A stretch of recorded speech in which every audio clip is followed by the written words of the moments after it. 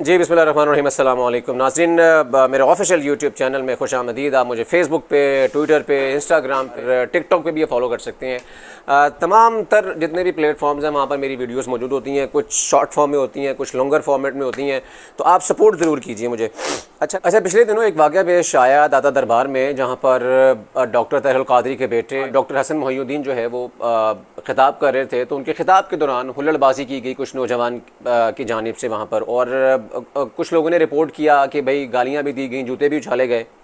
अच्छा, पहली बात ये कि मस्जिद का तक़द्दुस किसी भी सूरत में पामाल नहीं होना चाहिए, ये आप सब लोग जानते हैं।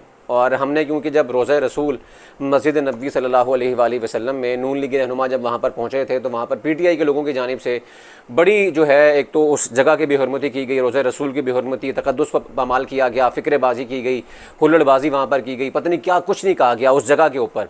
हमने खूब तनकीद की। अच्छा, यहाँ पर भी यही सूरत हाल है कि आपको सबसे पहले इस चीज़ का ख्याल रखना चाहिए कि हम जिस जगह पे मौजूद हैं वहाँ पे हमारे से कोई ऐसा एक्ट ना हो जाए, ऐसा अमल ना हो जाए कि जिससे हमारा अल्लाह जो है वो नाराज़ ना हो जाए। हाँ, अगर आपको जहाँ इख्तलाफ हो, आप इल्मी इख्तलाफ करें, आप उसके पास जाएँ या उसको बुलाएँ, ताकि अगर आपने अपने अंदर ही दुश्मनियाँ और मुखालफत मोल ले ली तो आप समझें आप आगे नहीं बढ़ सकते। और ये हमारे जो स्पेशली सुन्नी भाई हैं, इनके दरमियान ये बहुत बड़ा मसला है ये। और वैसे भी मैं जो बात कर रहा हूँ ना, ये अल्लामा इकबाल का शेर भी है कि खूगरे हम से थोड़ा सा गिला भी सुन ले। तो ये मैं थोड़ा सा गिला कर रहा हूँ, तो इसको एक इस्लाही तनकीद भी ले लीजिएगा।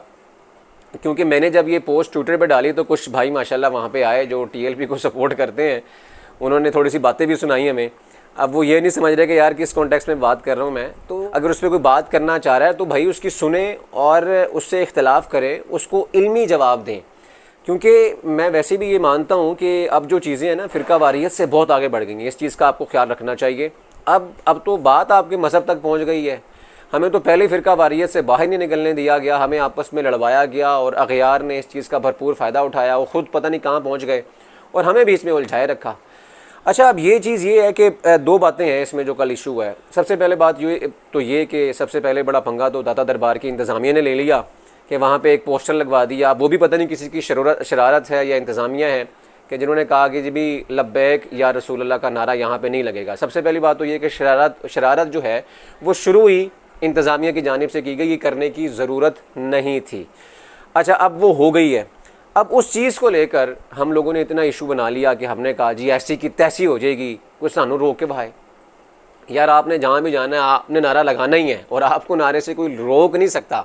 अगर वहाँ पे बैनर लग गया तो उसका मतलब ये नहीं कि वो हदीस हो गई है। आप जब जाएंगे आप नारे भी लगाएं, कोई मसला नहीं है उसमें। अच्छा, दूसरी बात ये कि अब इस पर आपको दाता दरबार इंतज़ामिया और जो वहाँ का सरबरा है, सबसे पहले तो उससे बात करनी चाहिए थी कि किसकी ज़रूरत है जिसने वहाँ पे ये बैनर लगवाया कि लब्बैक या रसूल अल्लाह। इसमें बुराई क्या है? पहली बात तो ये है ना कि भाई आपको क्या तकलीफ़ क्या है इस नारे के साथ? इसमें तो कोई तकलीफ़ किसी को होनी नहीं चाहिए। सबसे पहली बात तो ये है। तो ये जो शरारत जिसने भी वहाँ पर करवाई है, पहले तो आपको उसको पकड़ना चाहिए था, उससे बात करनी चाहिए थी कि यार ये किसके कहने पे आपने ये सब कुछ किया है। अच्छा जी, पहले ये बात होगी। फिर चूँकि हाफ़िज़ साद हुसैन रिज़वी साहब ने वहाँ पर हाज़िरी देनी थी, तो उनको एक इस चीज़ का भी शिकवा था कि यार ये क्यों किया गया। फिर आपने ये कहा कि जब वहाँ पर पहुँचे तो आपने कहा कि भी अगर यहाँ पे लब्बैक या रसूल अल्लाह का नारा नहीं लग सकता यहाँ पे, तो मैं फिर ख़िताब भी यहाँ पे नहीं करूँगा। आपने नहीं किया। एक ये बात थी वहाँ पे, एक कारकुनान को ये भी गुस्सा था वहाँ पे। और दूसरी फिर बात ये होगी कि डॉक्टर ताहिरुल क़ादरी से कुछ इख्तलाफात हैं TLP के लोगों को, डॉक्टर अशरफ जलाली के ग्रुप के लोगों को। अब कुछ लोग ये कह रहे हैं कि वहाँ पे डॉक्टर अशरफ जलाली ग्रुप के कुछ लोग मौजूद थे जिन्होंने वहाँ पे दंगा फसाद किया। अब TLP याद रखें कि TLP डॉक्टर अशरफ आसिफ जलाली जो है वो जो हाफ़िज़ साद हुसैन रिज़वी तहरीक लब्बैक पाकिस्तान है उसका हिस्सा नहीं है, वो अलहदा है, वो अलहदा ग्रुप है।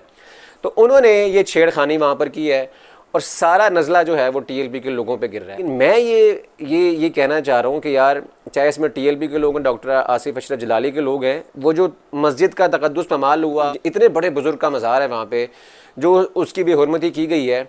आप ये कि उन लोगों को बुला के जिन लोगों ने ये हुल्लड़बाजी की है उनके ख़िलाफ़ भी एक्शन होना चाहिए। और सुन्नियत के यहाँ तो ये बहुत चीज़ें नुमाया हो गई हैं कि छोटे छोटे ग्रुप्स बन गए हैं। भाई लोग तो पहले ही आपको लड़वाना चाहते हैं और आप आपस में लड़ रहे हैं।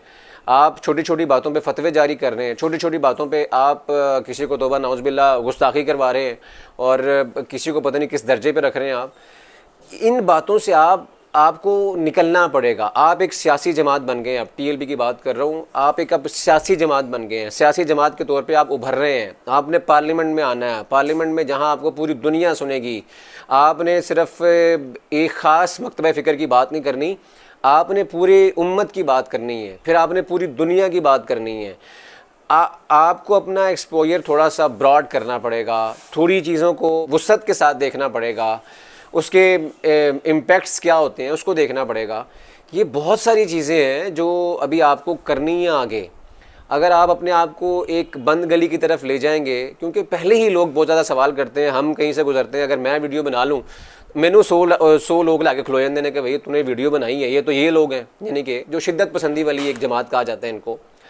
अच्छा जी, ये तो शिद्दत पसंद लोग हैं, तो आप क्यों सपोर्ट कर रहे हैं इनको? फिर हमें उनको जवाब देना पड़ता है। फिर जब इस तरह के मामलात होते हैं दाता दरबार या कहीं पे भी जहाँ पे एक्सट्रीमिज़म नज़र आती है, तो फिर लोगों को ज़्यादा मौका मिलता है, ये तो लोगों को शय मिलती है।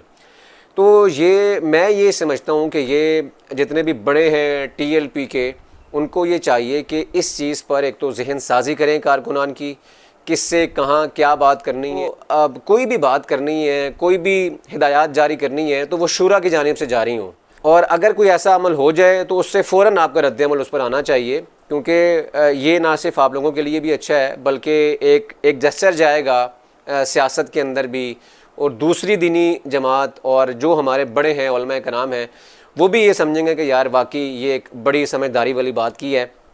तो ये जो वाक़या हुआ है, इस पर टीएलपी को अपना स्टांस जो है वो क्लियर करना पड़ेगा।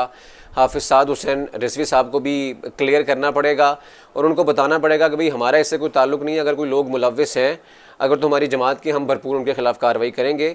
हमारा इख्तिलाफ़ है, था, रहेगा, लेकिन वो हम अपने तरीके से निबड़ लेंगे उनके साथ।